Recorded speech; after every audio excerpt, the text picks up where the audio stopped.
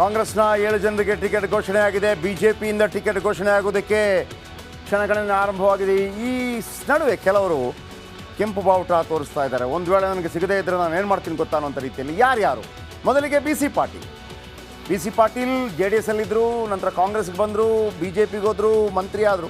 BJPಯಲ್ಲಿ ಮಂತ್ರಿ ಆಗಬೇಕಾಯಿತು, ಬೇರೆಲ್ಲೂ ಮಂತ್ರಿ ಆಗಲಿಲ್ಲ.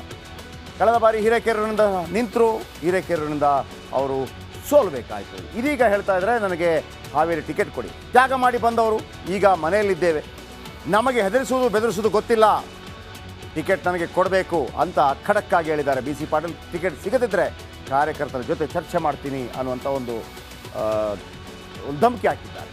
ಹಾಗಂತ ಹೆಬ್ಬಾರ್ ಸೋಮಶೇಖರ್ ಹಾದಿ ಹಿಡಿಯೋದಿಲ್ಲ, ಕಾಂಗ್ರೆಸ್ಗೆ ಹೋಗೋದಿಲ್ಲ ಅಂತ ಇಂಡೈರೆಕ್ಟಾಗಿ ಹೇಳಿದ್ದಾರೆ.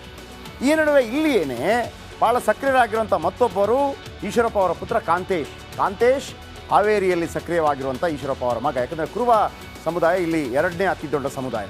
ಈಶ್ವರಪ್ಪಗೆ ಅವರಿಗೆ ಶಿವಮೊಗ್ಗ ಟಿಕೆಟ್ ನಿರಾಕರಿಸಲಾಗಿತ್ತು. ಆಮೇಲೆ ಅವರು ರಾಜೀನಾಮೆ ಕೂಡ ಕೊಟ್ಟಿದ್ದರು, ಅಂದರೆ ಸಕ್ರಿಯ ರಾಜಕಾರಣದಲ್ಲಿ ಇರೋದಿಲ್ಲ ಅಂಥೇಳಿ. ಮಗನಿಗೆ ನೆಲೆ ಒದಗಿಸಿ ಅಂತ ಈಶ್ವರಪ್ಪ ಪಟ್ಟು ಹಿಡಿದಿದ್ದಾರೆ, ದೆಹಲಿಗೂ ಕೂಡ ಹೋಗಿದ್ದಾರೆ. ಇದು ಹಾವೇರಿ ಕತೆ. ಇನ್ನು ಬೆಂಗಳೂರು ಉತ್ತರ ಡಿ ವಿ ಸದಾನಂದಗೌಡರು ಒಮ್ಮೆ ಹೇಳಿದರು, ನಾನು ಚುನಾವಣಾ ರಾಜಕೀಯದ ನಿವೃತ್ತಿ ಹೊಂದ್ತಾ ಇದ್ದೇನೆ. ರಾಜಕೀಯ ನಿವೃತ್ತಿ ಘೋಷಣೆ ಮಾಡಿದರು ಮಾಜಿ CM. ಸದಾನಂದಗೌಡರಿಗೆ ಮತ್ತೆ ಸ್ಪರ್ಧಿಸುವ ಮನಸ್ಸಾಗಿದೆ, ಅಥವಾ ಉಳಿದ ಬೆಂಗಳೂರಿನ ನಾಯಕರು ಅವರನ್ನು ಸ್ಪರ್ಧಿಸುವಂತೆ ಮಾಡಿದರಿಲ್ಲ ಅಂತಂದರೆ ಸಿಟಿ ರವಿ ಬಂದುಬಿಡ್ತಾರೆ ಬೆಂಗಳೂರಿಗೆ, ಬೇಡ ನೀವೇ ಸ್ಪರ್ಧೆ ಮಾಡಿ ಅಂತೇಳಿ. ಲೋಕಸಭೆ ಟಿಕೆಟ್ ನೀಡದಿದ್ದರೆ ನೋವಾಗುತ್ತೆ ಅಂತ ಹೇಳಿದ್ದಾರೆ. ನಿವೃತ್ತಿ ಹಿಂಪಡೆಯುತ್ತೇನೆ, ನನಗೆ ಟಿಕೆಟ್ ಕೊಡಿ ಅಂತ ಕೇಳಿದ್ದಾರೆ. ಇನ್ನು ಭಾಳ ಅಚ್ಚರಿ ಮೂಡಿಸುವಂಥ ವಿಚಾರ ಪ್ರತಾಪ್ ಸಿಂಹ ವಿಚಾರ. ಅತಿ ಹೆಚ್ಚು ಸಕ್ರಿಯವಾಗಿರುವಂಥ ಸಂಸದ ಪ್ರತಾಪ್ ಸಿಂಹ. ಆದರೂ ಪ್ರತಾಪ್ ಸಿಂಹಗೆ ಟಿಕೆಟ್ ಅನುಮಾನ ಅಂತ ಹೇಳಿದಾಗ BJPಯ ಅನೇಕ ಕಾರ್ಯಕರ್ತರಿಗೆ ಬಹಳ ನೋವಾಗಿದೆ.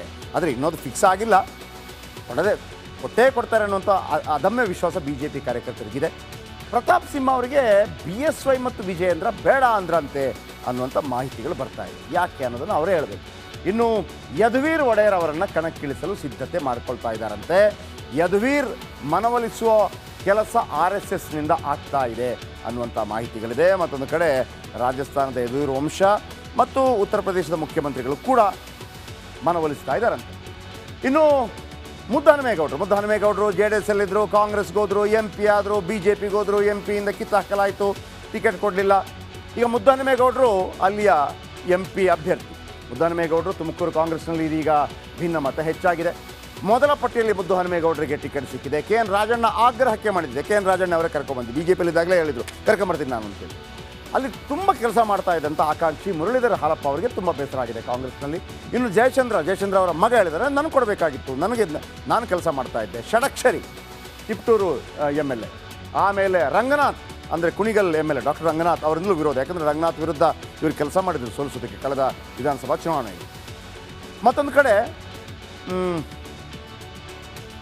ಸ್ಟಾರ್ ಚಂದ್ರು ಟಿಕೆಟ್ ಘೋಷಣೆಗೂ ಮುನ್ನ ಒಂದು ವಿಕೆಟ್ ಬಿದ್ದಿತ್ತು ರವೀಂದ್ರ ಅವರು. ಇದು ಸ್ಟಾರ್ ಚಂದ್ರು ಯಾರು ಅಂತ ಹೇಳ್ತೀನಿ, ಇವ್ರದ್ದು ಇನ್ನೊಂದು ಇವರ ಹಿನ್ನೆಲೆ ಹೇಳ್ತೀನಿ. ಈಗ ಸ್ಟಾರ್ ಚಂದ್ರು 100 ಕೋಟಿ ನೀಡಿ ಟಿಕೆಟ್ ಪಡೆದ್ರ, ಈ ರೀತಿ ಬಾಂಬ್ ಸಿಡಿಸಿ ರಾಜೀನಾಮೆ ಕೊಟ್ಟಿದ್ದರು ಡಾಕ್ಟರ್ ರವೀಂದ್ರ. ಇದು ಸ್ಟಾರ್ ಚಂದ್ರು ಅವರು. ಇನ್ನು ಜಯಪ್ರಕಾಶ್ ಹೆಗಡೆ, ಯಾವಾಗ ಶೋಭಾ ಕರಂದ್ಲಾಜೆ ಅವರಿಗೆ ಗೋ ಬ್ಯಾಕ್ ಅಂತ ಬಂತೋ, ಜಯಪ್ರಕಾಶ್ ಹೆಗಡೆ ಶಾಶ್ವತ ಹಿಂದುಳಿದ ವರ್ಗಗಳ ಆಯೋಗದ ಅಧ್ಯಕ್ಷರು, ಅವರ ಅವಧಿ ಮುಗಿಯಿತು. ಇದೀಗ ಅವರನ್ನು ಕಾಂಗ್ರೆಸ್ಗೆ ಕರ್ಕೊಂಬರುವಂಥ ಪ್ರಯತ್ನಗಳಾಗ್ತಾ ಇದೆ. ಇವರು ಕೂಡ ಎಲ್ಲ ಪಾರ್ಟಿ ನೋಡಿದ್ದಾರೆ, BJP JDS ಕಾಂಗ್ರೆಸ್. ಈಗ ಅಲ್ಲಿಯ ಸ್ಥಳೀಯ ಕಾಂಗ್ರೆಸ್ಸಿಗರು ಶುರು ಮಾಡಿದ್ದಾರೆ ಗೋ ಬ್ಯಾಕ್. ನಿಮಗೆ ನಮ್ಮಲ್ಲಿ ಜನ ಇಲ್ವಾ? ಶೋಭಾ ಕರಂದ್ಲಾಜೆ ಬಳಿಕ ಜಯಪ್ರಕಾಶ್ ಹೆಗಡೆ ಇದೀಗ ಟಾರ್ಗೆಟ್ ಕಾಂಗ್ರೆಸ್ಸಿಂದ.